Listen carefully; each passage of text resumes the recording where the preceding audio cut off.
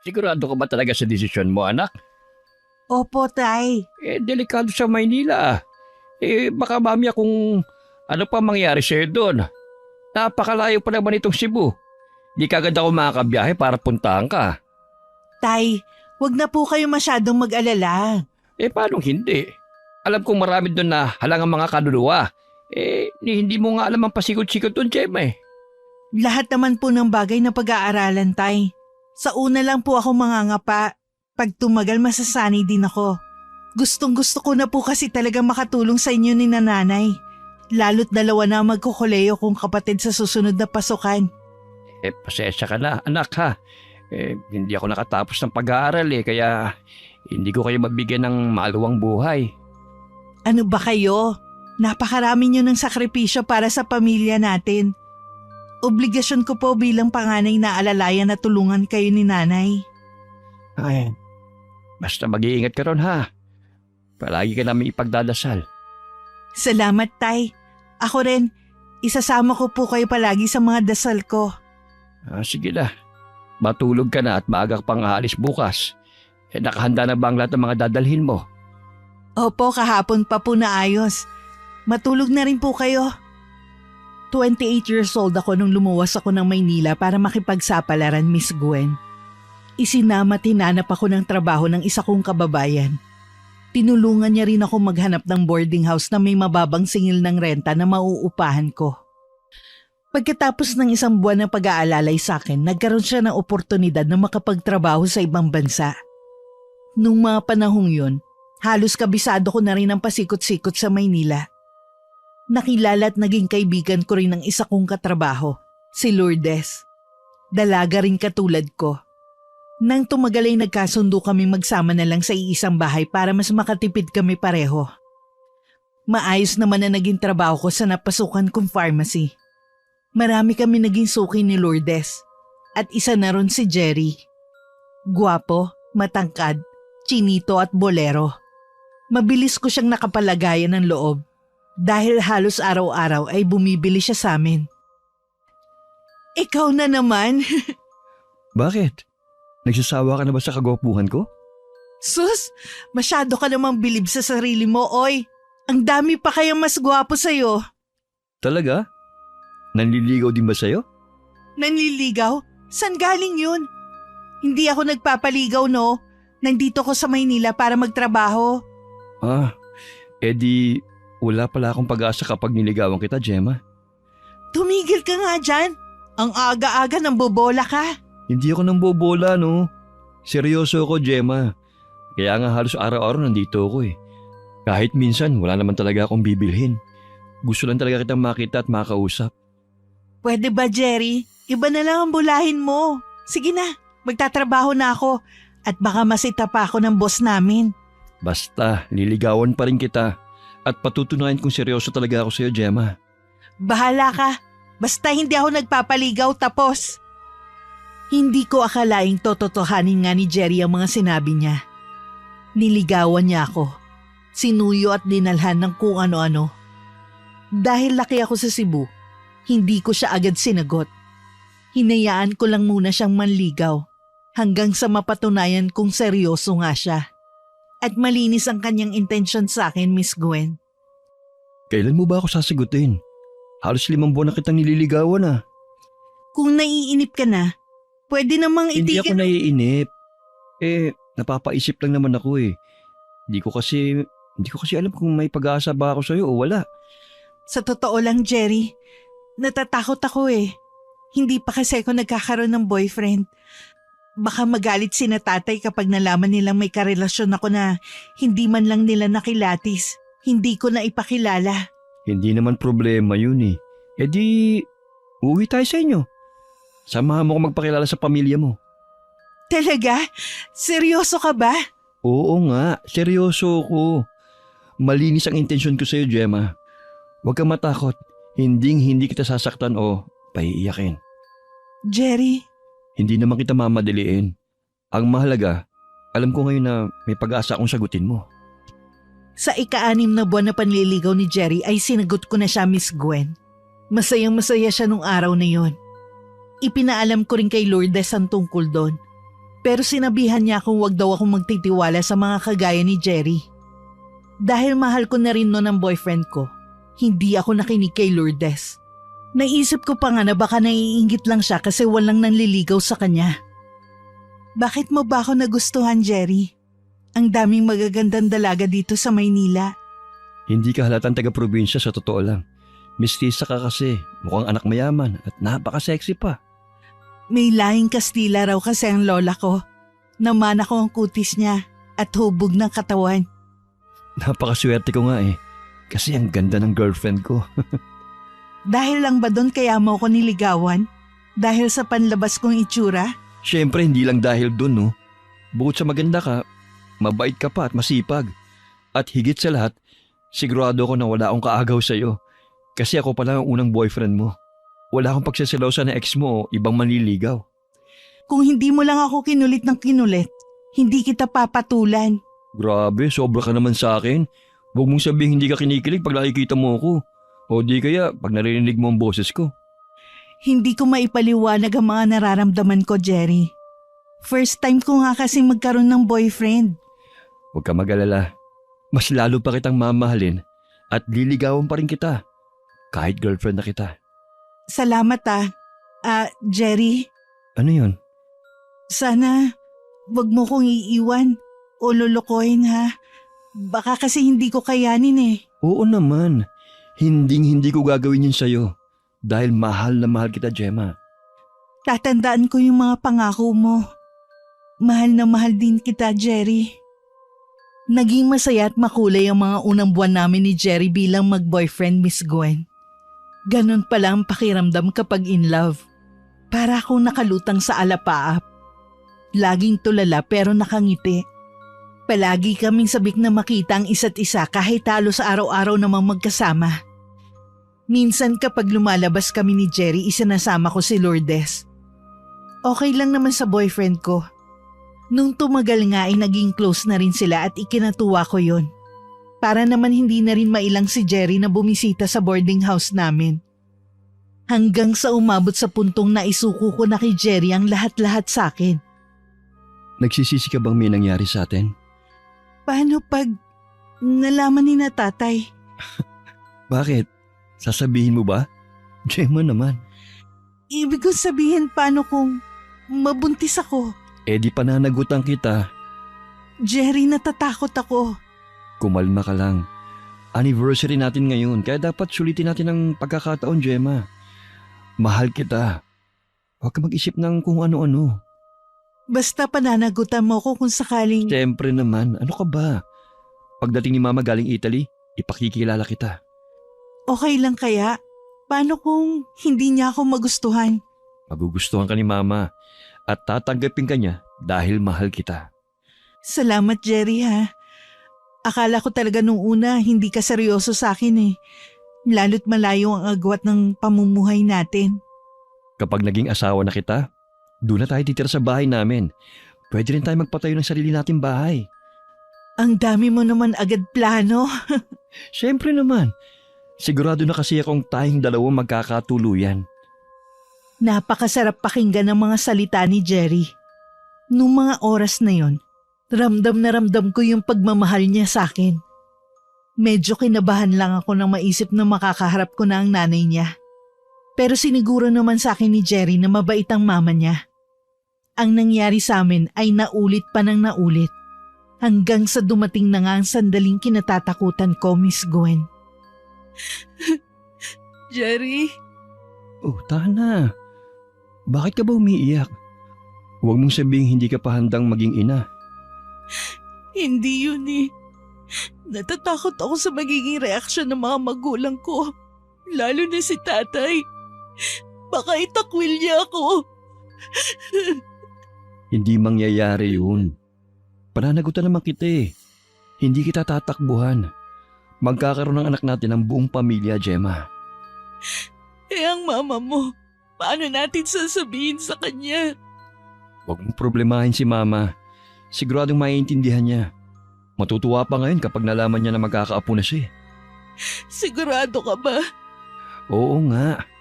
Kaya huwag ka nang umiyak at baka makasama pa sa inyo ni baby. Hindi naman ako pinabayaan ni Jerry, Miss Gwen. Alaga niya ako sa pagkain gaya ng mga prutas at gulay. Binilhan niya rin ako ng vitamins at sinamahang magpa-check up. Nakiusap ako sa kanyang isekreto na lang muna namin kay Lourdes ang tungkol sa kalagayan ko. Hindi naman siya kumontra sa gusto ko. Kahit nag-aalala ako sa magiging reaksyon ng mga magulang namin, panatag naman akong hindi ako tatakbuhan ni Jerry. Hanggang isang araw hindi pumasok si Lourdes. Masama raw kasi ang pakiramdam nito. Kung may boyfriend nga lang ang kaibigan ko, iisipin kong pareho kaming nagdadalang tao. Pasalamat din ako noon dahil hindi ako maselan maglihi. Kaya nakakapagtrabaho pa rin ako. Hindi rin halata ang umbok ng tiyan ko. Totoo nga yata ang kasabihan sa amin na kapag itinatago ang pagbubuntis, parang nagtatago rin talaga yung nasa loob ng sinapupunan. Hindi agad lumalaki ang tiyan ng nanay.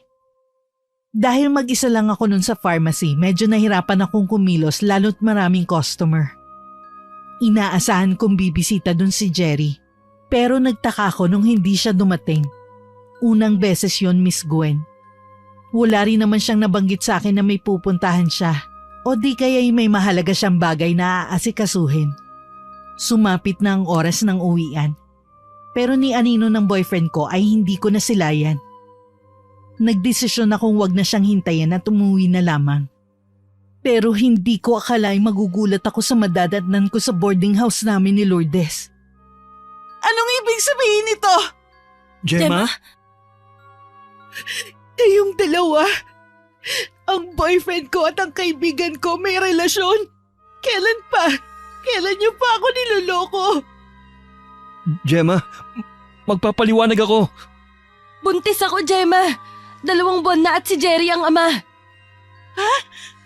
Lourdes! O bakit? Itatanggi pa ba natin? Nahuli na nga tayo ni Gemma sa akto? Buntis ka rin? Jerry! Ibig mong sabihin, ang pagkakataon nga naman, at sabay pa pala tayo na depositohan nitong palikero nating boyfriend. Gemma, Paano mo nagawa sa akin to? Sabi mo mahal mo ko, na hindi mo ko kayang lukohin. tama naman yun. Mahal talaga kita, Gemma. Sinungaling! At ikaw, Lourdes, bakit? Alam mong may relasyon kami. Bakit mo pinatulan si Jerry? Bakit hindi? Ako yung una niyang niligawan. Bago pa naging kayo, kami na ni Jerry, Gemma. Anong sabi mo? Tama na, Lourdes. Ano ka ba? Gemma, huwag ka makilig sa kanya. Kaya ka lang naman niligawan ni Jerry. Kasi alam niyang birhen ka pa. Alam mo na, lalaki. Gusto ng experience. Ng adventure. Pero di niya naman talaga tipo yung mga tulad mong promdi. Ignorante. Hindi niya pwedeng ipagmalaki sa pamilya niya. Lalong-lalo na sa mama niya. Sinabing tama na, Lourdes. Totoo ba yung sinabi niya ha, Jerry? Pinaglaruan mo lang pala ako. Manloloko ka. Sinungaling. Gemma, makinig ka muna sa akin. Ayoko na magpaloko sa'yo. Umalis ka na. Umalis na kayong dalawa. Pinalalayas mo ko? Hoy, Gemma! Ang kapal naman ng mukha mo! Nagbabayad din ako dito kaya wala kang karapatan basta na lang ako paalisin. Wala akong pakialam. Basta lumayas na kayong dalawa. Habang hindi pa tuluyang nagdidilim ang paningin ko. Ayoko na kayong makita. Gemma, Isinusumpa kong araw na nakilala kita. Kayong dalawa. Mula sa araw na to, tapos na tayo, Jerry. Kalimutan mo na lang din na may obligasyon ka sa akin. Ayaw na kitang makita kahit kailan. Bakit? Akala mo ba di rin ako nasusuka sa pagmumukha mo? Tara na nga, Jerry. Ihanap mo ako ng bagong boarding house kung di mo ako kayang isama sa bahay nyo. Gemma.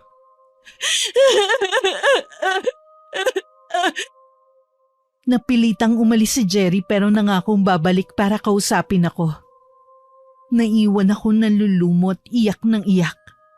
Hindi ako makapaniwala sa mga nalaman ko. Hindi ko matanggap. Lalo't kaibigan ko si Lourdes. Sinungaling pala si Jerry. Manloloko. Pinaas at pinaglaruan niya lang ako. Nung oras na yun, ang higit kong inaalala ay ang mararamdaman at sasabihin ng mga magulang ko sa oras na malaman nilang ganun na nangyayari sa akin. Nabuntis ng isang lalaking salawahan. Hindi ko alam kung paano ko ipapaliwanag sa kanila. Nabawasan ang takot ko nung sinabi ni Jerry na hindi niya kami pababayaan. Yun pala, palabas lang niya ang lahat para mapagtakpan ang kasalanan niya sa akin, Miss Gwen. Nung gabing yun, hindi ako nakakain. Nakatulugan ko na rin ang pag-iyak. Kinabukasan pumasok si Lourdes sa trabaho na parang walang nangyari. Mukha pa siyang nagmamalaki at hindi man lang humingi ng despensa. Nadurog ang puso ko dahil sa pagtataksil ng 2 taong mahalaga sa akin. Pero nagpakatatag ako para sa pamilya ko at para sa aking magiging anak. Wala akong ibang inaasahan ng mga panahong yun kundi sarili ko lamang. Palagi rin akong tumatawag sa itaas dahil alam kong hindi niya ako pababayaan. Kung may isang bagay pa akong ipinagpapasalamat, yun ay dahil ni minsan, hindi pumasok sa isip ko na ipalaglag ang dinadala ko. Ilang beses nagtangka si Jerry na kausapin ako, pero palagi ko siyang iniiwasan. Hanggang sa siguro'y napagod na. Kaya hindi na ako kinulit. Umalis din si Lourdes sa pinapasukan naming pharmacy. Masakit kapag naiisip kong magkasama silang dalawa. Na nakaalalay si Jerry sa kanya habang lumalaki ang tiyan niya. Samantalang ako ay mag-isang igagapang ang pagbubuntis ko at iba pang pangangailangan. Pero unti-unti ko rin natanggap ang kapalaran ko, Miss Gwen. Nasanay na rin ako mag-isa habang lumalaki ang tiyan ko. Isang araw nagulat ako sa pagdating ng hindi inaasahang bisita sa aking boarding house. Tay! Buntis ka? Magpapaliwanag po ako. Nasaan ang ama ng dinadala mo? Nandito ba? Papasukin mo ako, Gemma! Asok po kayo, pero wala po siya rito. Ako lang mag-isang nakatira rito, Tay. Lumuwas ako dahil sobra na kami nag-aalala ng nanay mo. Nagpapadala ka nga ng pera. Pero hindi yun ang problema. Nag-aalala kami kasi ang tagal mo nang hindi tumatawag. Yung pala dahil buntis ka. Iharap mo sa akin na nakadisgrasya sa'yo. Matagal na po kami hindi nagkikita, Tay. Wala na po akong balita sa kanya. Pupunta tayo sa bahay nila. Gusto ko makausap ang mga magulang ng walang bayag na lalaking yan. Pero, Tay... Basta pupunta tayo sa kanila bukas na bukas rin. Hindi ako papayag na hindi kanya panagutan. Ako po ang nakipaghiwalay sa kanya. Sigurado ako may dahilan. Huwag mong sabihing may asawa ng walang hiyang yon. Pumayag ka na maging kabit? Hindi po ganun, Tay. Sige na. Basta pupuntahan natin sa bukas. Magpahinga ka na. Huwag mo akong alalahanin. Kumain na ako kanina pa sa terminal ng bus. May mga dala nga pala akong pasalubong. Mga paborito mong pagkaing probinsya. Paano niyo po natuntun itong tinutuluyan ko? Nabanggit mo, hindi ba? Nung minsan tumawag ka. Nagtanong-tanong din ako kanina.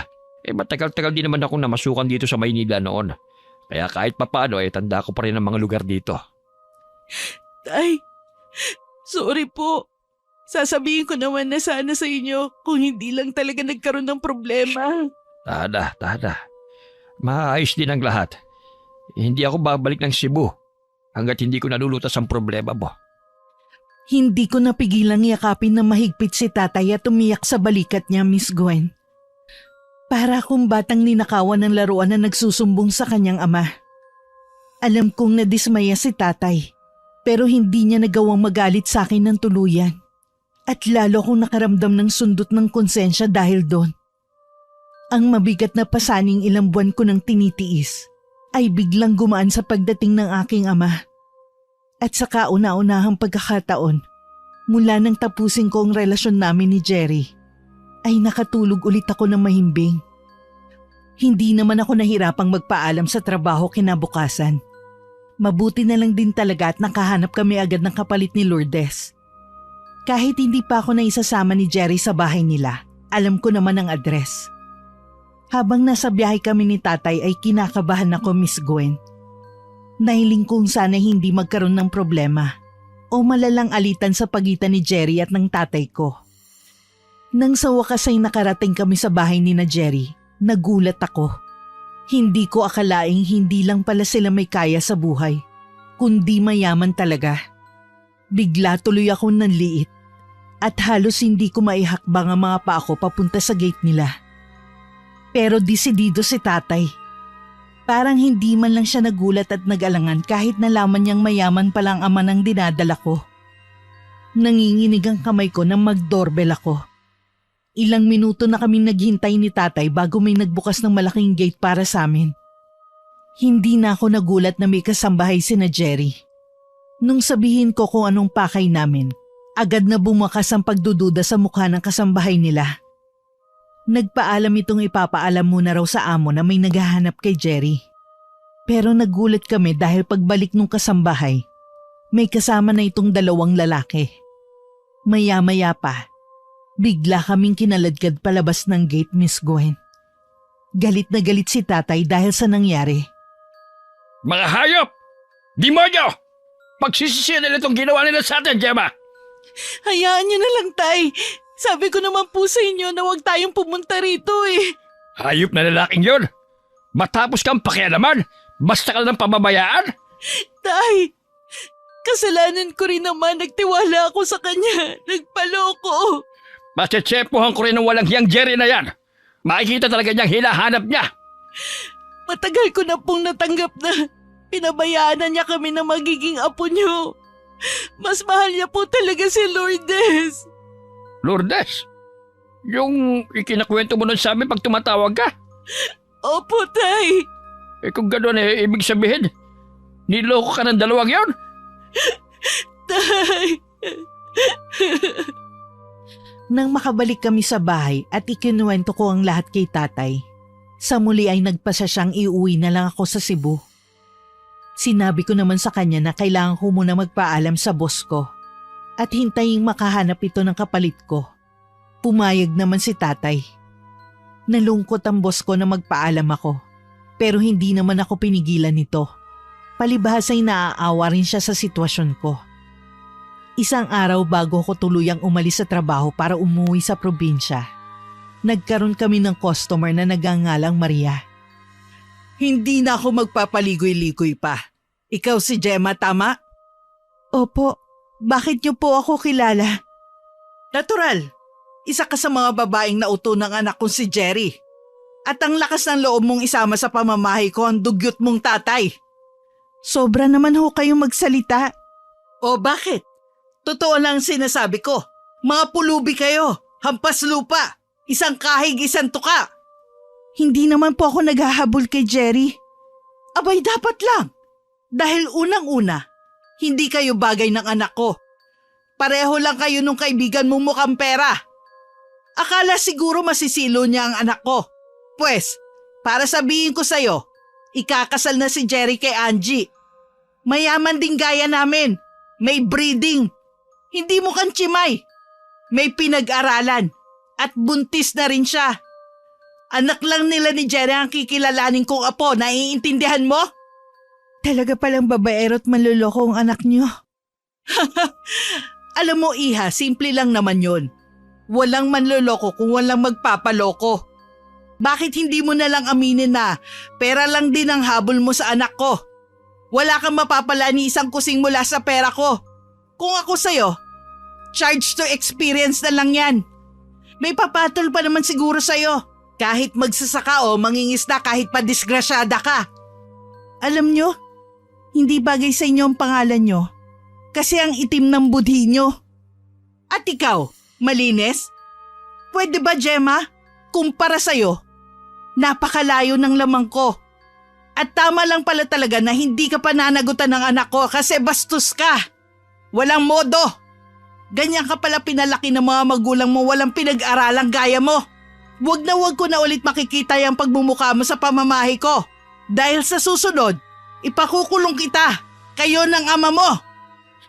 Ang buong akala ko'y aalis akong panatagang kalooban, Miss Gwen. Pero hindi pala. Talagang binigyan pa ako ng sama ng loob ng nanay ni Jerry. Hindi ko napigilang umiyak sa trabaho. Inalalayan naman ako at pinakalma ng boss at kasamahan ko. Ginawa kong lahat para hindi makahalata si tatay.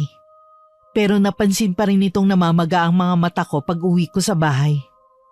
Bakit umiiyak ka na naman? Akala ko ba ayos na ang lahat? Nakapagpaalam ka na rin sa amo mo. Naiyak lang po ako kasi matagal ko rin silang nakasama. Hindi ko alam kung makikita ko pa sila ulit. Kung luluwas pa ako ulit ng Maynila. Pagkatapos ng mga nangyari sa akin dito. Anak, napag-isip-isip ko rin. Kung tutuusin may kapalit rin namang biyaya sa atin ang nangyari. Tiyak na matutuwa rin ang nanay mo kapag nalamang malapit na kami magkaapo. Natutuwa akong sa kabila ng masaklap mong karanasan sa nobyo mo. Hindi mo naisipang ipalaglag ang bata. Pinalaki niyo po akong may takot sa Diyos, Tay. At mahal na mahal ko po ang anak ko.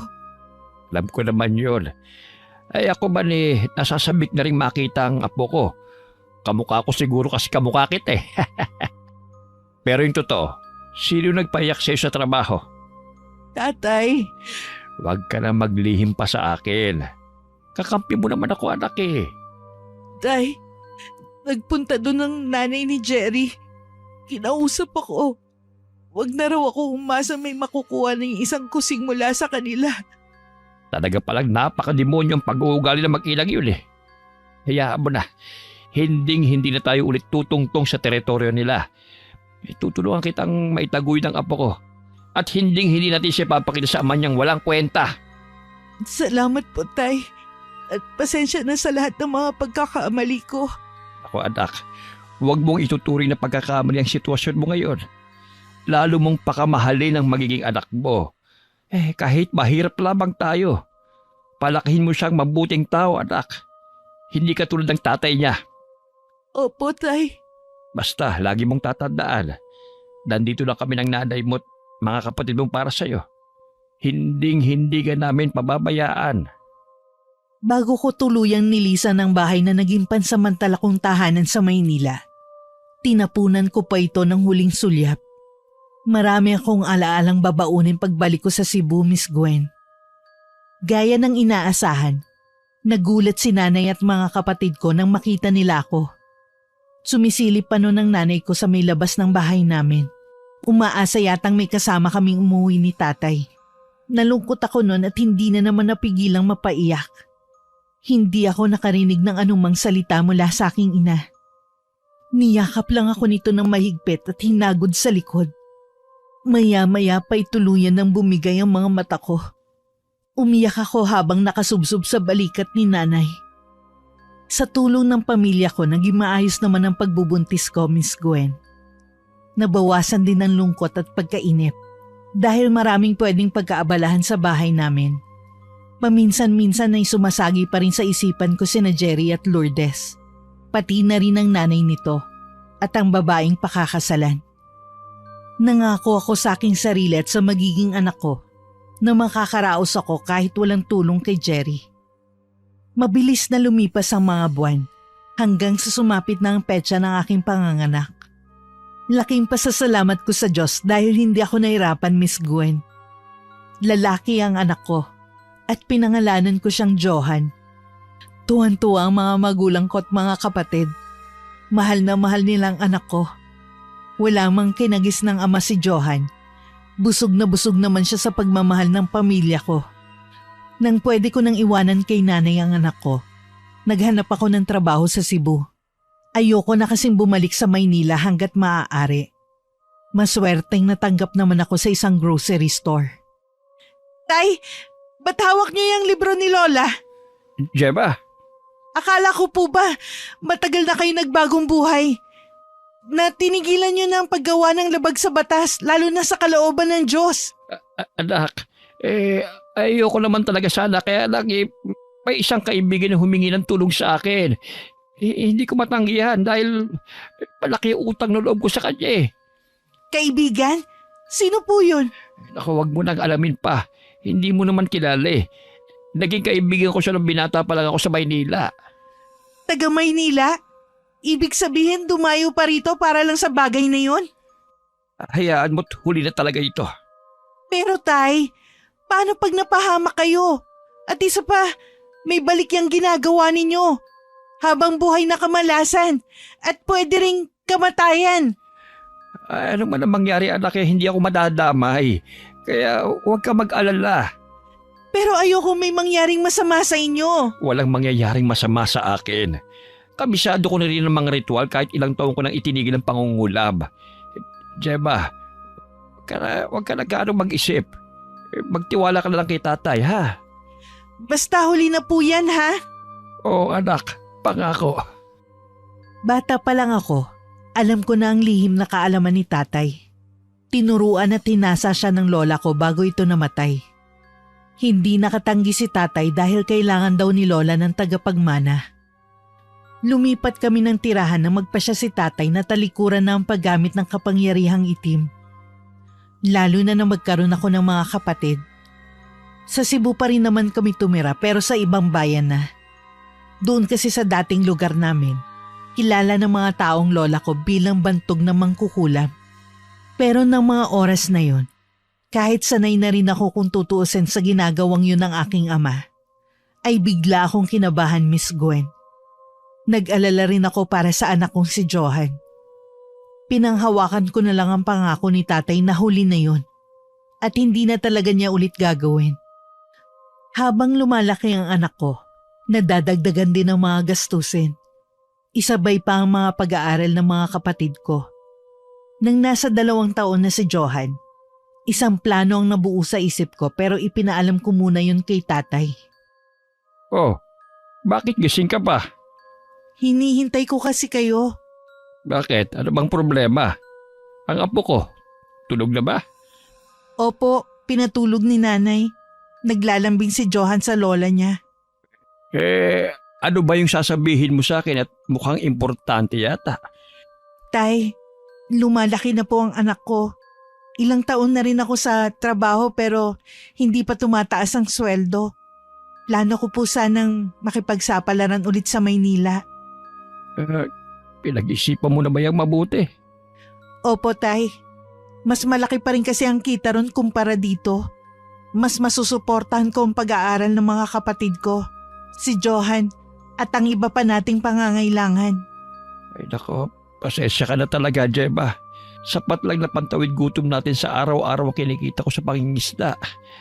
Minalas pa kayo dahil dinapuan ng pese mga pananim natin. Huwag niyo na pong isipin yun.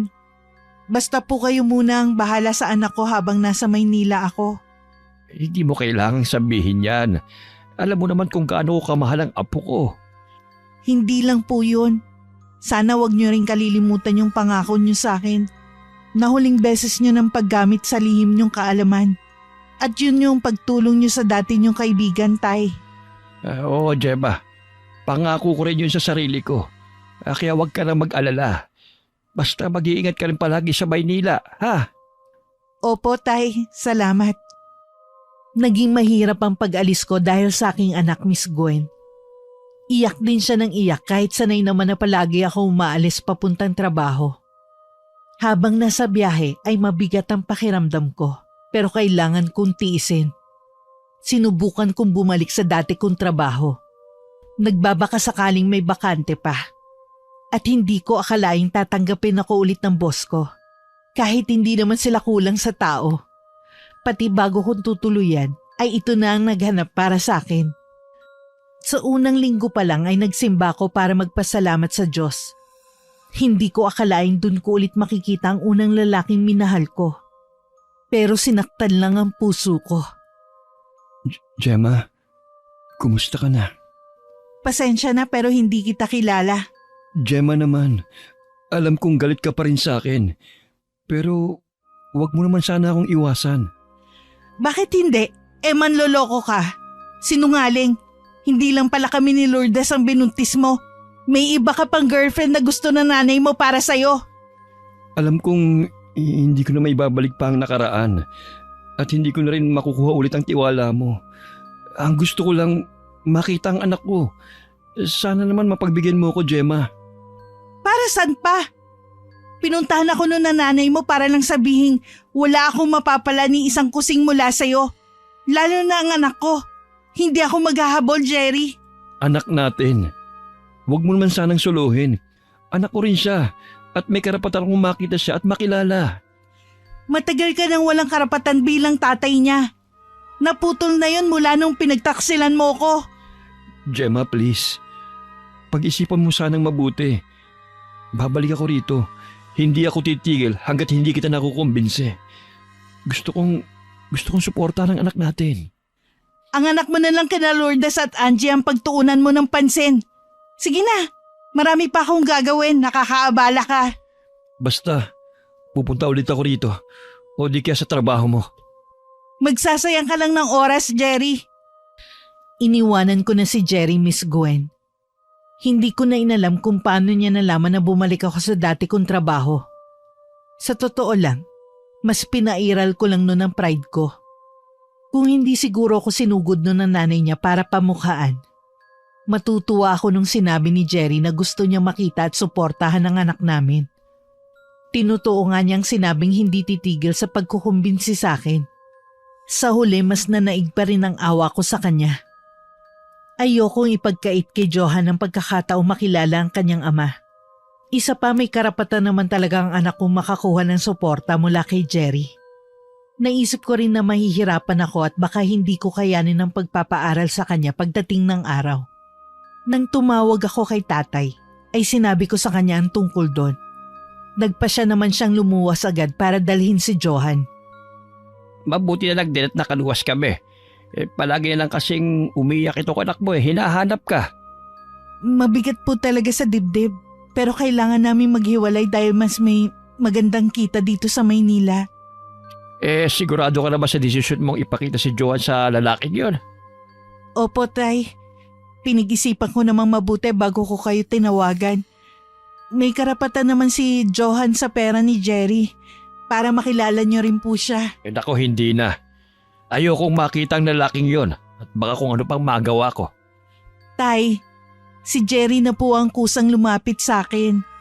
Mukhang sincero naman po ang paghingi ng tawad at pag-ako sa obligasyon niya sa anak namin. Baka naman may ibang pakay pa yun, Gemma. Sana naman natuto ka na noon. Ang mga ganong lalaki, wala nang pag-asa magbago. Hayaan mo siya kung talagang si Johan lang talagang habol niya. Pero ikaw, huwag ka na magpapaloko ulit. Huwag po kayo mag-alala. Nakatuon lahat ang atensyon ko sa anak ko at sa trabaho. Mabuti naman kung ganon. Mas naging masigla ako at ganadong magtrabaho mula nung dumating sina tatay at Johan. 1 linggo lang sila sa Maynila, kaya sinulit ko ang mga oras na makakasama ko sila, lalo na ang anak ko. Nang bumisita ulit sa trabaho ko si Jerry, tuwang-tuwa ito nang malamang pwede na niyang makita ang anak namin. Nagkasundo kami sa simbahan ulit magkita.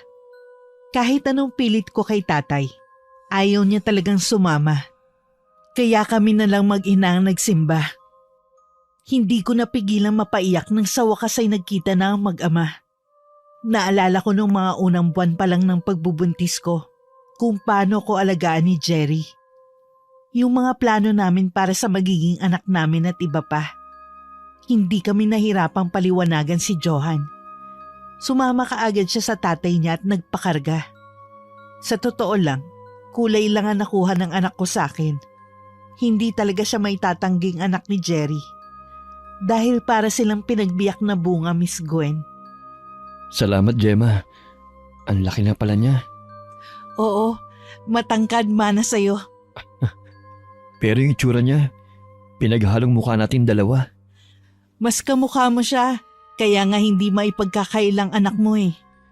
Pwede ko ba siyang ipasyal? Siyempre kasama ka. Okay lang naman, kaya lang baka may makakita sa atin. Ano naman ngayon?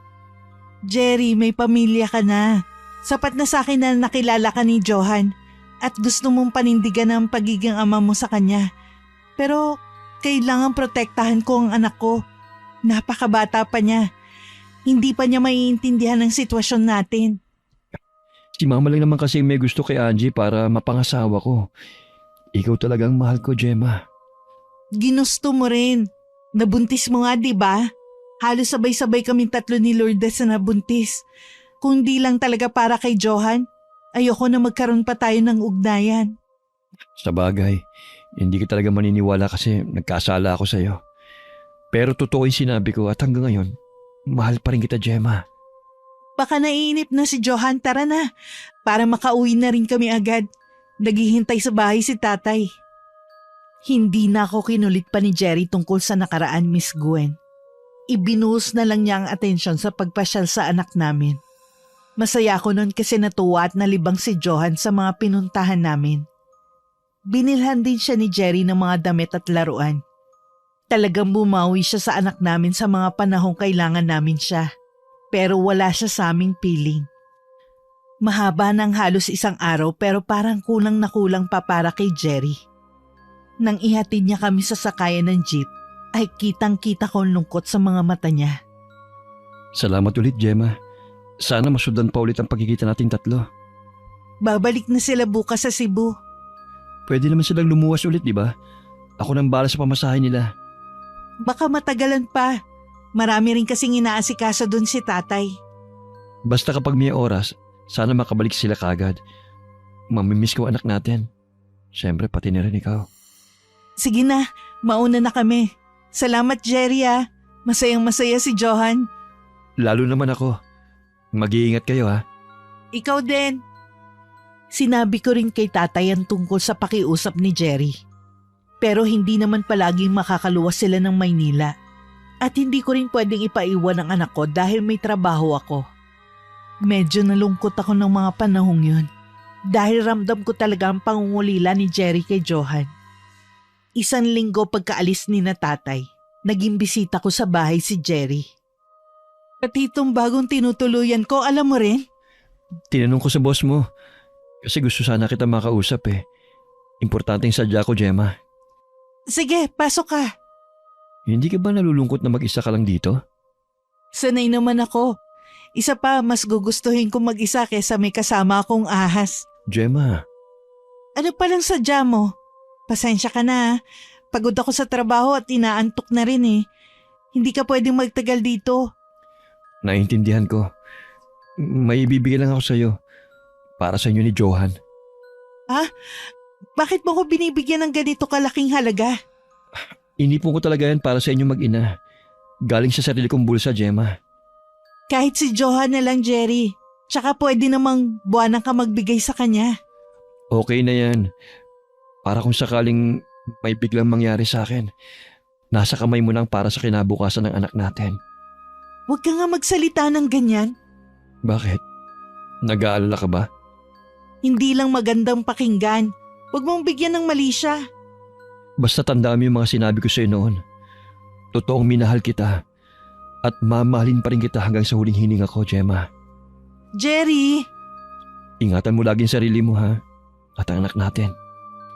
Hindi ko inaasahang yayakapin ako bigla ni Jerry, Miss Gwen. Dahil sa pagkagulat ay hindi na ako nakatanggi pa. At siguro dahil parang napakalungkot niya nung mga oras na yon.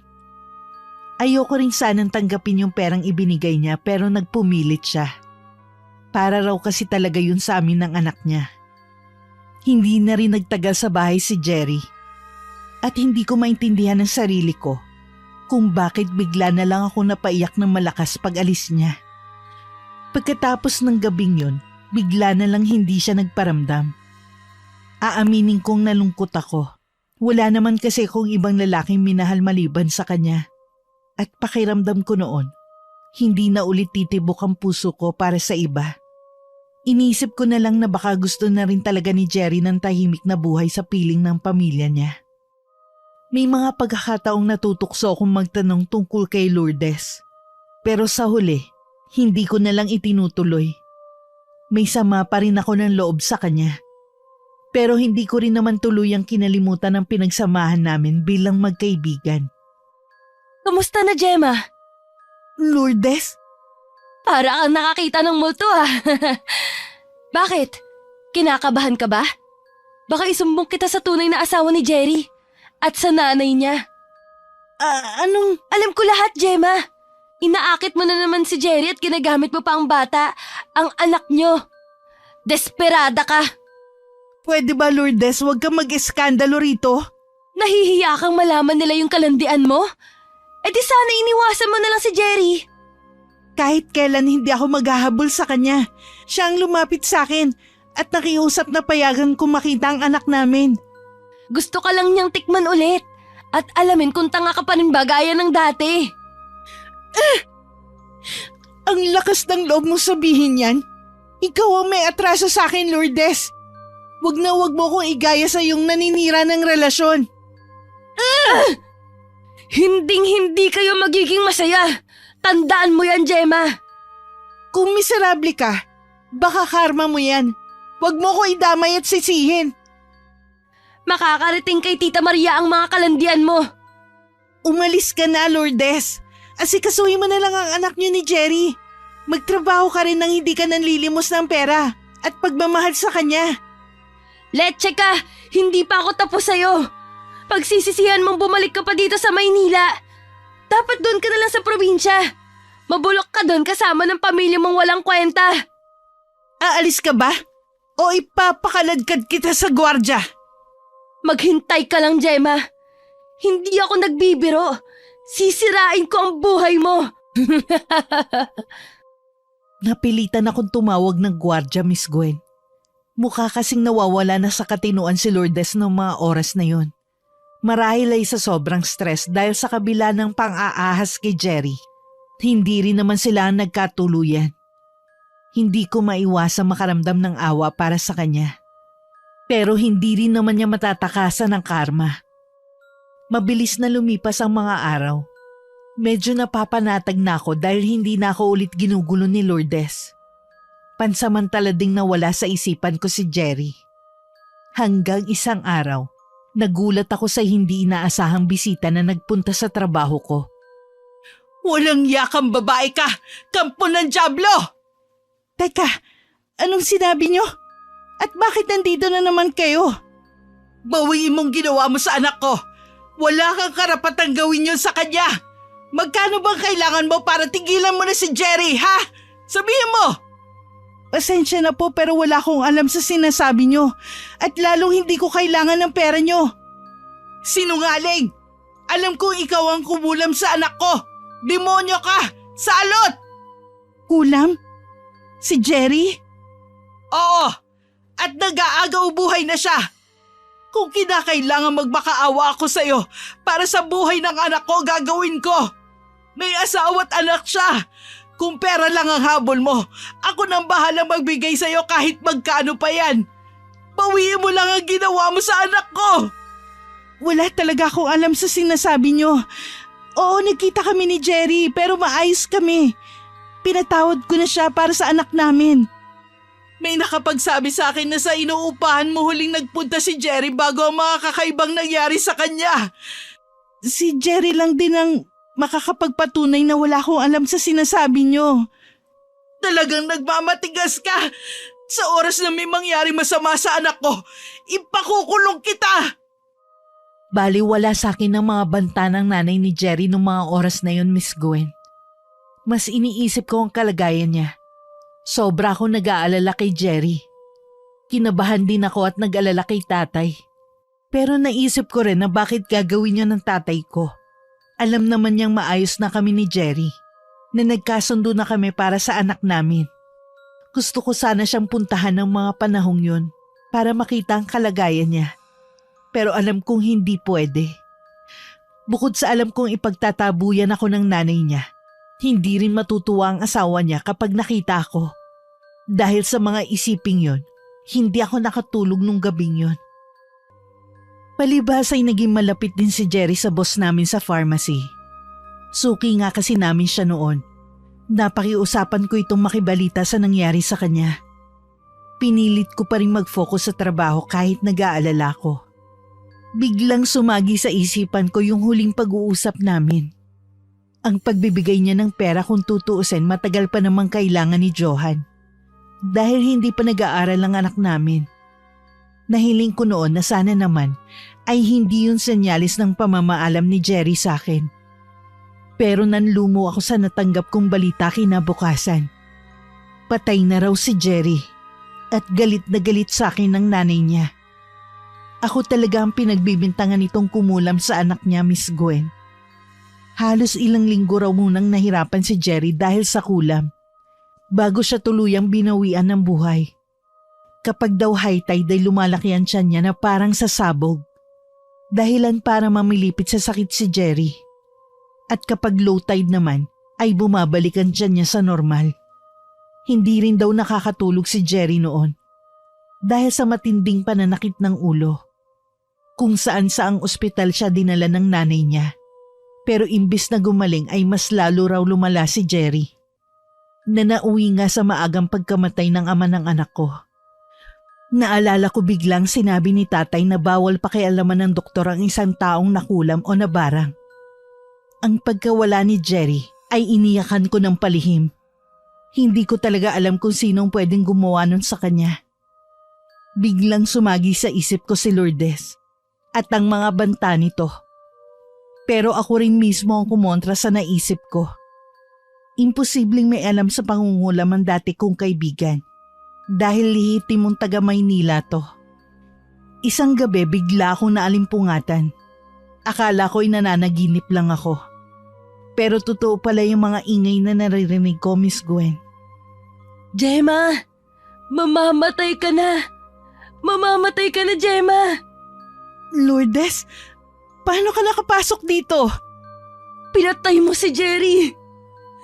Ang pinakamamahal natin si Jerry! Demonyo ka, Gemma! Kriminal!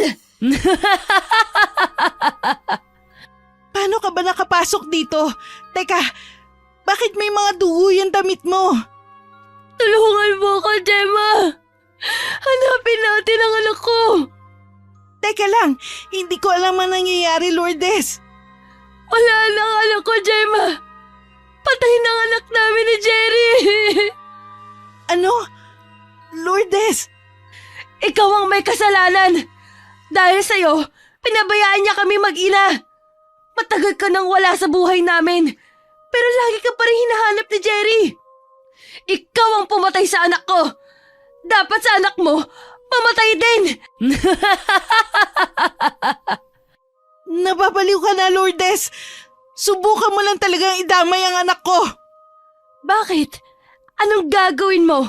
Kukulamin mo rin ako gaya ng ginawa mo kay Jerry? Hindi ako gumawa nun sa kanya. Aminin mo na, Gemma!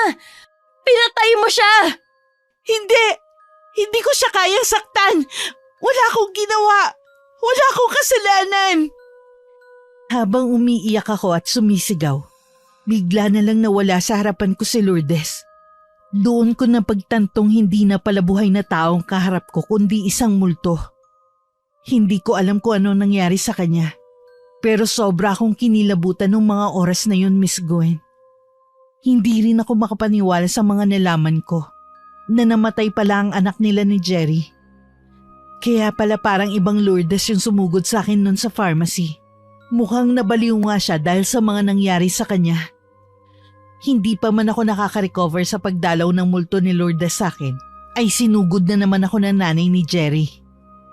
Sagad hanggang buto pala ang galit mo sa anak ko. Kaya nagawa mo siyang patayin. Hindi mo man lang iniisip ang mag-ina niya. Wala kang konsensya. Paulit-ulit na lang po tayo. Wala sabi akong kinalaman sa nangyari kay Jerry. Siya lang ang lalaking minahal ko kaya hindi ko yung magagawa sa kanya. Sinungaling! Walang ibang gagawa nun kundi ikaw. Alangan naman si Lourdes. Ikaw lang ang naging babae ng anak ko na laking probinsya. Porket laking probinsya mangkukulam na agad?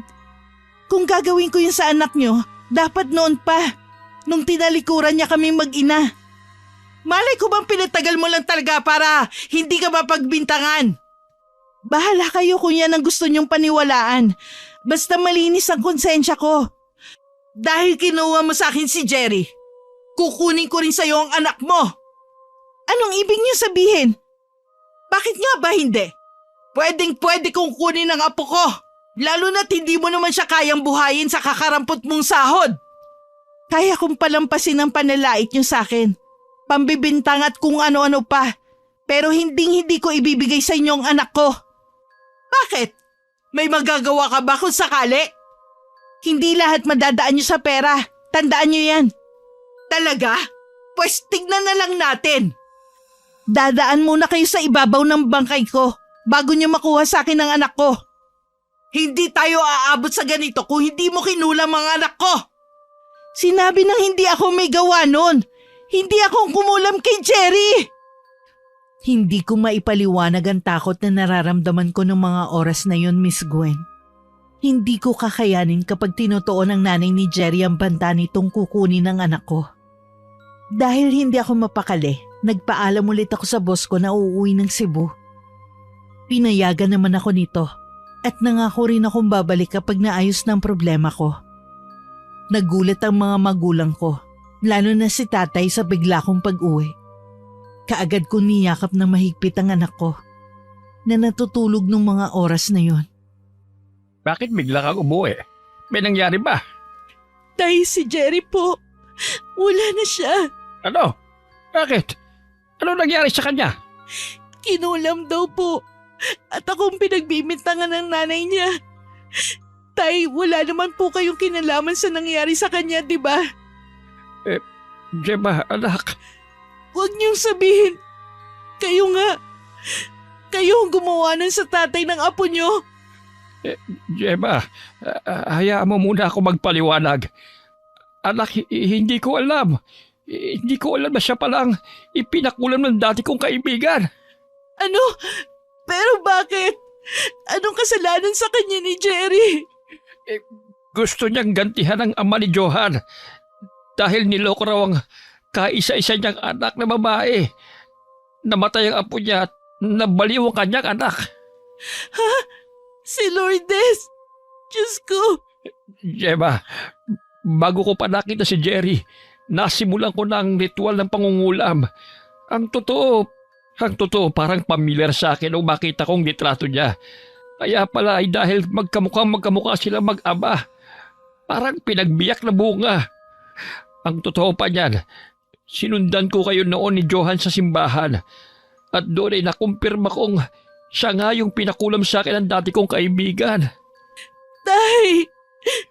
Patawarin mo ko, anak. At sana'y mapatawad din ako ng apo ko pagdating ng araw. Tay! Kukunin daw ng nanay ni Jerry si Johan. Ayaw nilang maniwala na hindi ako kumulam sa anak niya. Subukan lang niya. Magkakamatayan muna kami bago niya makuha ang apo ko. Ano pong gagawin natin? Paano pag nalaman nilang may kinalaman kayo sa nangyari? Haharapin kong kapalaran ko, Gemma. Pero nangangako rin akong poprotektahan ko kayo ng apo ko hanggat nabubuhay ako.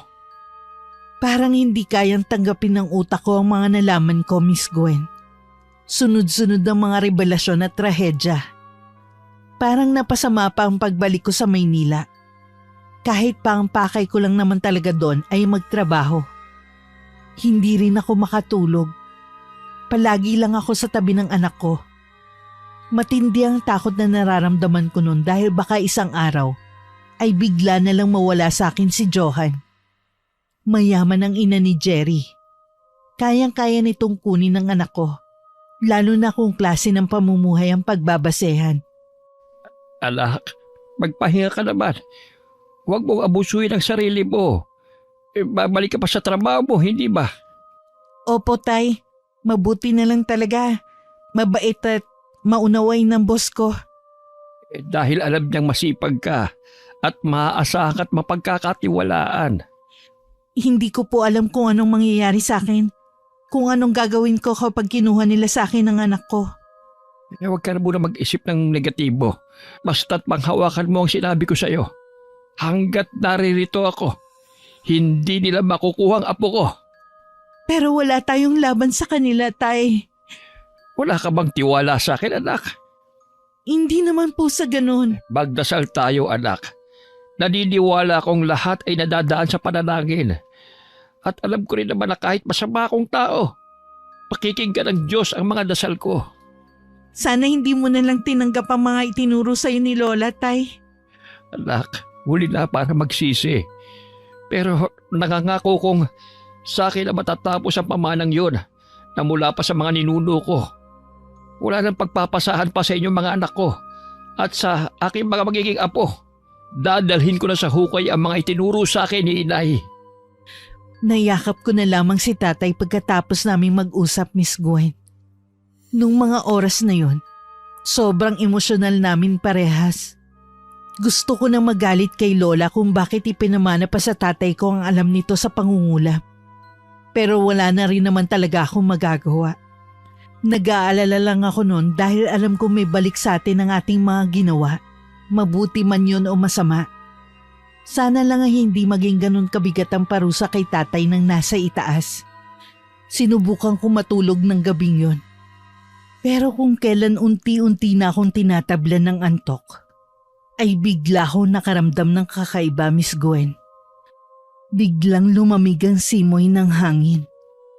Pagmulat ko ay may naaamoy na rin akong parang nagmumula sa ilalim ng lupa. At maya-maya pa, narinig ko ang pamilyar na boses ni Lourdes, hanggang dito nasundan mo ko. Sabi ko naman sa'yo, di ba? Kukunin ko ang anak mo. Pwede ka rin sumama kung gusto mo. Hindi ka totoo. Tama na, patay ka na, tigilan mo na ako, Lourdes. Ayaw mo ba nun? Magkakasama ulit tayong tatlo ni Jerry. Kagaya noon. Mas masaya nga ngayon kasi kasama din ang mga anak natin. Hindi, ayoko, lumayo ka sa akin. Manahimik ka na. Huwag mo na akong guluhin, pakiusap. Gemma! Halika na! Sumama kayo sa akin para may kalaro ang anak ko. Halika na, Gemma! Huwag ang anak ko! Ako na lang! Ako na lang, Lourdes! Mas marami! Mas masaya! Gemma! Gemma! Ano nangyayari sa'yo? Tay, si Lourdes, nandito siya! Kukunin niya ang anak ko, Tay! Shh! Hindi mangyayari yun. Basta't nandito si tatay. Walang masamang mangyayari sa inyo ni Johan. Huwag ka magpapadaig sa takot, anak. Labanan mo para sa anak mo. Hindi na natulog si tatay. Binantayan niya na lamang kami mag-ina. Si nanay naman at mga kapatid ko ay mahihimbing ang tulog. Walang kamalay-malay sa mga nangyayari. Ako naman ay nakatulugan na ang pag-iyak. Habang si tatay ay nasa upuan sa tapat ng higaan naming mag-ina. Salamat sa aking ama. Dahil hanggang sumapit ang umaga, hindi na ako ginulo pa ulit ng multo ni Lourdes. Kumusta ang tulog mo? Maayos po. Medyo napahaba nga eh. Anong oras na po ba ngayon? 10:00 na ng umaga. Po, bakit hindi niyo ako ginising? Si Johan. Andun sa labas, nakikipaglaro sa mga kaibigan niya. Sadyang hindi ka na namin ginising ng nanay mo para naman makabawi ka ng tulog. Halos 1 linggo ka ng puyat sa kaiisip. Ang payat mo na rin, anak. Pasensya na po kayo. Wala talaga akong ganang kumain itong mga nakaraan. Tapos hindi ko maiwasang mag-isip. Dagdag pa yung pagpapakita sa akin ni Lourdes. Kung hindi pa kaya ng katawan mo na bumalik sa trabaho, pwede mo naman siguro kausapin ang amo mo. Tawagan mo siya. Sigurado ako na maiintindihan ka niya. Hindi na po kailangan. Babalik na ako sa Maynila sa susunod na araw. Tulungan niyo na lang akong ipagdasal na wag totohanin ng nanay ni Jerry ang banta nitong kukunin ng anak ko. Oo naman. Hindi mo na kailangang sabihin yun, anak. Basta mag-iingat ka ron, ha? Kapag tumawag kami sa'yo, sabihin mo kaagad kung may problema ka. Huwag ka na ulit maglilihim sa amin, ha? Opo, Tay. Basta kayo na po muna ulit ang bahala rito. Lalo na po sa apo nyo. Sinulit ko ang mga natitirang araw ko sa probinsya, Miss Gwen. Hindi pa rin nawawala ang pangamba sa puso ko. Pero kahit papano, ay nabawasan na yon dahil sa mga salita ni tatay. Umasa talaga ako noon na magiging maayos ng lahat. Handa na akong harapin ulit ang nanay ni Jerry sakaling sugurin ako nito sa trabaho. Pero isang araw bago ang pag-alis ko, ay biglang dumating ang sandaling kinatatakutan ko. May mga pulis na nagpunta sa bahay para hulihin ako. Kahit alam kong posibleng mangyari, nagulat pa rin ako nang makita ko ang nanay ni Jerry. Hindi niyo pwedeng basta na lang hulihin ang anak ko! At bakit hindi? Pinatay niya ang anak ko. Sa oras na makulong ang babaeng yan, kukunin ko na rin ang apo ko rito. Yan ang isa pang bagay na hindi ko papayagan. Mayabang ka! Manang-mana sa'yo tong anak mo! Pakiusap po, huwag niyo kukunin ang anak ko. Ha? Marunong ka naman palang magmakaawa. Pero hindi na magbabago pa ang isip ko. Mabubulok ka sa kulungan at sa poder ko lalaki ang anak ni Jerry. Bakit ba ayaw niyo maniwala na wala talaga akong kasalanan? Hindi talaga ako maniniwala sa'yo. Dahil bago ako nagpunta dito, pinaimbestigahan ko kayo at nalaman ko may lahi nga kayong mangkukulam. Nagulat ka ba? Nakalimutan mo yata lahat ay kayang paggalawin ng pera. Walang kasalanan ng anak ko. Ako ang salarin. Ako ang kumulam sa anak mo. Hayop ka! Sinasabi ko na nga ba? May sa demonya kang babae ka! Ipinakulam mo ang anak ko! Ang kapal ng pagmumukha mo! Tama na! Wala sabing kasalanan si Gemma. Mahal niya ang lalaking yon kahit paniloko siya. Wala pong kasalanan ng tatay ko. Si Lourdes, siya ang may pakana ng lahat. Sige lang, magturuan kayo at magsisihan. Pero walang silbi yan dahil parehas ko kayo ipapakulong. Mga demonyo kayo! Mga kriminal! Ako na lang hulihin niyo. Huwag niyong idamay ang anak ko. Dahil wala talaga siyang kinalaman sa sinapit ng anak mong manloloko. Hindi kasalanan ng anak ko kung mukhang pera at madaling makuha yung anak mo! Huwag na huwag mong iinsultuhin ang anak ko. Lalong-lalo na dito sa teritoryo ko. Bakit? Kukulamin mo rin ako gaya ng ginawa mo sa anak ko? Paayos akong sasama sa presinto. Basta ipangako mong hindi mo ulit guguluhin si Gemma at hindi mo pakikialaman ang apo ko. Sino ka para utusan ako? Tama na po, tay. Hayaan mo, anak. Nagkasala ako at hindi ko tatakasan yon. Para na rin sa ikatatahimik ninyong mag-ina.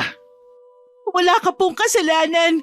Hindi mo naman alam na tatay pala ni Johan yung ipinakulam sa inyo ng ama ni Lourdes. Nak, nakagawa pa rin ako ng krimen at kailangan kong pagbayaran yon. Tay, pakiusap naman po. Kahit para man lang sa apo niyo. Huwag niyo pong ipakulong si tatay. Kukunin ko pa rin ang apo ko kapag nasa tamang edad na siya. At ikaw, mabubulok ka sa kulungan dahil sa ginawa mo sa anak ko. Gemma, anak, pasensya ka na. Ikaw nang bahala sa nanay mo at sa mga kapatid mo, ha? Tay, hindi ko po kaya kung wala kayo. Tatay! Wala na kami nagawa ng tuluyang dalhin ng mga pulis si tatay, Miss Gwen. Naiwan kami ni nanay na magkayakap habang nag-iiyakan. Ipinagpasalamat ko na lamang na hindi nakita ng anak ko ang tagpong yon. Dahil nung mga panahong yon, nasa bahay siya ng isa naming kamag-anak. Kung nagkataon nakita siya ng kanyang Lola Maria, ay baka tuluyan na nitong nakuha si Johan. Dahil sa mga nangyari, naudlot na naman ang pagluwas ko ng Maynila. Kinailangan ko pang alalayan si nanay. Dahil muntik na nitong hindi kayanin ang paghuli ng mga pulis sa aking ama. Hindi ko alam noon kung paano at saan magsisimula. Kung paano ko matutustusan ang pag-aaral ng mga kapatid ko at ang pang-araw-araw naming pangangailangan. Hanggang sa maalala ko yung perang binigay sa akin ni Jerry nung huli kaming nagkita. Nung unay nag-alangan pa akong galawin yon. Dahil para yun sa anak naming si Johan. Pero naisip kong kapag napagtapos ko naman ang aking mga kapatid, ay siguradong hindi nila pababayaan ang anak ko. Nang medyo maayos na ulit si nanay, kinausap ko siya ng masinsinan. Nagulat din siya nang bigyan ko ng malaking halaga, Miss Gwen. Naiyak pa si nanay at napasambit ng pasasalamat kay Jerry. Naniniwala raw siya na talagang mahal kami ng tatay ng aking anak. Nagpa siya akong bumalik pa rin sa Maynila. Dahil panatag naman akong hindi nila pababayaan ang aking anak. Kumusta po kayo dito, Tay? Bukas po, babalik na ako sa Maynila. Ayos lang naman ako. Huwag mo akong alalahanin. Ang nanay mo't mga kapatid, kumusta na? Si Johan. Medyo maayos naman na si Nanay. Kaya nga po, pwede na akong umalis. Ang apo niyo naman, ayun, hinahanap kayo. Sabi na lang namin nasa malayo kayo at doon nagtatrabaho. Ako, sabik na ako makarga ulit ang apo ko. Alam ko po yun, Tay. Pwede naman kitang piyansahan Masyadong magulo ang isip ko noon. Hindi ko agad naalala na may naibigay palang pera si Jerry sa akin nung huling pag-uusap namin. Ako, wag la anak. Mas kailangan nyo yun. Lalo na ng mga kapatid mong nag-aaral. Maraming salamat, Gemma. Napakaswerte ko dahil naging anak kita. Ano ba kayo? Sa inyo nga ako nagmana Huwag po kayo mag-alala. Hindi ko pa babayaan si Nanay. Pero ipagdadasal ko rin na sana lumambot ang puso ni Tita Maria at iurong na ang demanda. Kasi wala naman talaga kayong kasalanan sa nangyari kay Jerry. Anak, ako pa rin ang nagsagawa ng ritual na siyang kumitil sa buhay ng dati mong boyfriend. Karma ko na ito, Gemma. At tanggap ko na rin naman Panatag ako dahil nadyan ka. Maaasahan at matatag. Basta ipagdadasal kong sana'y palagi kang maging ligtas sa Maynila. Kayo rin po, Tay. Mag-ingat kayo rito. Baka sa susunod na linggo, dadalawin ka ni Nanay. Sabihin mong hihintayin ko sila. Opo, Tay.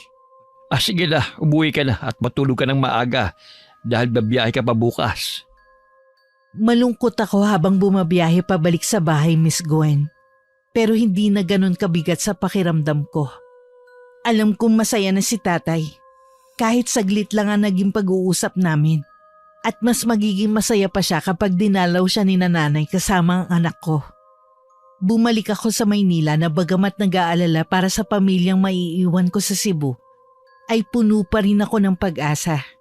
Baon ko ang mga bilin ni Tatay at mga huling salita ni Jerry. Nagpatulong ako sa boss ko na maghanap ng bagong malilipatan. Naaalala ko kasi palagi si Jerry sa dati kong tinutuluyan. Mabilis na lumipas ang panahon. 2 beses sa isang taon ay nagbabakasyon ako sa Cebu. Masaya ako dahil kahit nasa malayo ako. Malapit at sabik pa rin sa akin ang anak kong si Johan kapag nakikita niya ako. Sa tulong din ng perang iniwan ni Jerry, naipagawa ko si Nanay ng munting tindahan na siya nilang pinagkukunan ng panggastos. Lalo na kapag wala pang ani at kita sa mga alaga naming hayop. Nang may manligaw ulit sa akin, ay sinubukan kong buksan muli ang puso ko, Miss Gwen. Salamat naman at pumayag kang lumabas kasama ako, Gemma. Matagal ko rin pinag-isipan. Mukha ka namang mapagkakatiwalaan kaya nandito tayo ngayon sa park. Oo naman. Salamat sa pagtitiwala. Hinding-hindi ko sisirain yun. Manny, may sasabihin ako sa'yo. Okay lang kung magbagong isip mo pagkatapos. Malabong magbago pang isip ko dahil gustong-gusto talaga kita, Gemma. May anak na ako. 3 taong gulang na siya ngayon. Ang tatay niya. Matagal na kaming hiwalay. Hindi rin kami nagsama at patay na siya. Mabuti naman kung ganun.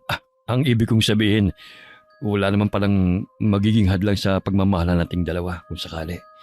Walang kaso sa akin kung may anak ka na, Gemma. Ituturing at mamahalin ko rin siya na parang tunay kong anak. Salamat pero pag-isipan mo rin munang mabuti, Manny. Gemma, huwag mo naman sana akong basdidin. Seryoso talaga ako sa'yo. Kung gusto mo, bukas na bukas din isasama ko rin mga magulang ko para mamanikan sa inyo. Grabe ka naman. Sige na nga, may pag-asa ka. Pero kailangan ko munang makasiguro na malinis nga ang intensyon mo. Saka pa lang siguro kita sasagutin. Salamat, Gemma. Gagawin kong lahat para lang mahalin mo rin ako. Hindi naman sa pag-iinarte o pagpapakipot pero ayoko sanang muling magkamali, Miss Gwen. Kaya sinubukan ko muna si Manny. Hinayaan ko siyang manligaw at suyuin ako. Nang mapatunayan kung seryoso talaga siya, ay saka ko pa lamang siya sinagot. At hindi na rin niya pinatagal pa ang lahat. Nang sumunod kong uwi sa Cebu ay kasama ko na siya at ang kanyang mga magulang. Namanhikan sila sa amin. At makalipas ang 1 buwan, nagkasundo kami magpakasal sa West. Minahal niya nga at tinuring na parang tunay na anak si Johan. Bago kami bumalik ng Maynila, dinalaw muna namin si tatay sa kulungan. Isang araw, habang namamasyal kami mag-anak, biglang may lumapit na babae sa amin ng anak ko. Gemma, kayo po pala, hindi ko kayo agad nakilala. Siya na bang apo ko? Ang laki na niya. At totoo nga palang kamukhang-kamukha nga siya ni Jerry. Kukunin niyo pa rin po bang anak ko?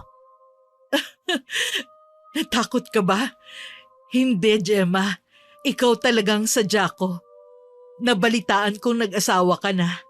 Nakalimutan mo na si Jerry. Hindi po. Hindi ko po makakalimutan ang unang lalaking nagpatibok ng puso ko. Lalo't kamukha siya ng anak ko. Salamat kung ganon. Sa lahat ng babaeng dumaan sa buhay ng anak ko. Bilang ina niya, masasabi kong ikaw talaga ang minahal niya. Maiba ko. Siguro naman pwede kong hiramin paminsan-minsan ang apo ko. At oo nga pala, Gemma, humihingi ako ng dispensa sa mga nagawa ko noon sa inyo ng tatay mo. Tita Maria, iniurong ko na ang demanda. Makakasama niyo na ulit si Mang Julio. Talaga po? Maraming salamat kung ganon. Dininig ng Diyos ang mga dasal ko. Hindi ako halos makapaniwala na may natitira pa palang kabutihan sa puso ng ina ni Jerry. Masayang-masaya kami ng pamilya ko nang makalaya si tatay. Nagkasundo rin kami ni Tita Maria na sa kanya si Johan tuwing Sabado. Masaya rin naman ang anak kong makasama niya ang kanyang lola. Minsan ay sabay naming dinadalaw ni Tita Maria ang puntod ng anak niya. Sa kasalukuyan po ay 45 years old na ako. May 3 anak na rin kami ni Manny, pero mas lalong tumibay ang pagsasama namin. Nabiguman ako noon kay Jerry. Natagpuan ko naman ang tunay na pag-ibig sa piling ng asawa kong si Manny. Hanggang dito na lang, Miss Gwen. Nagpapasalamat, Gemma. Wakas.